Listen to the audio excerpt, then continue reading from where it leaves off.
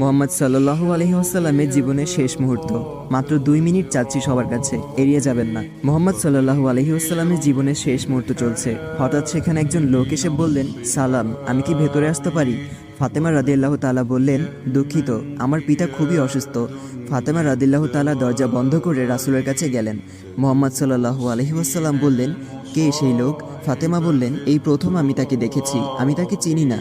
শোনো ফাতেমা, সে হচ্ছে আমাদের এই ছোট্ট জীবনের অবসানকারী ফেরেশতা আজরাইল। এটা শুনে ফাতিমার অবস্থা তখন ক্রন্দরত বোবার মতো হয়ে গিয়েছে। রাসূল সাল্লাল্লাহু আলাইহি ওয়াসাল্লাম বললেন, হে জিব্রাইল, আমার উম্মতের কি হবে?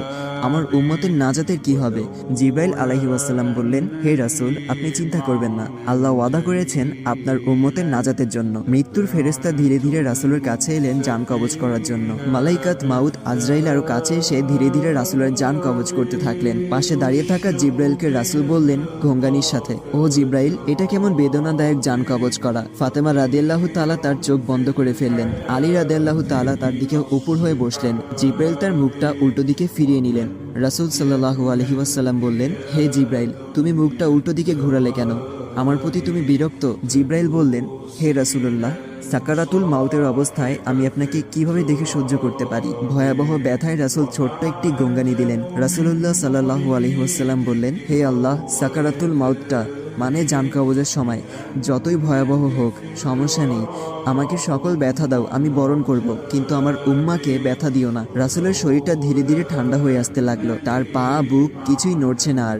রাসূলের চোখের পানির সাথে তার ঠোঁটটা কম্পিত ছিল। তিনি কিছু বলবেন মনে হয়। আলী রাদিয়াল্লাহু তাআলা তার কানটা রাসূলের মুখের কাছে নিয়ে গেল। রাসূল বললেন, নামাজ কায়েম করো এবং তোমাদের মাঝে থাকা দুর্বলদের যত্ন নাও। রাসূলের ঘরের বাইরে চলছে কান্নার আওয়াজ।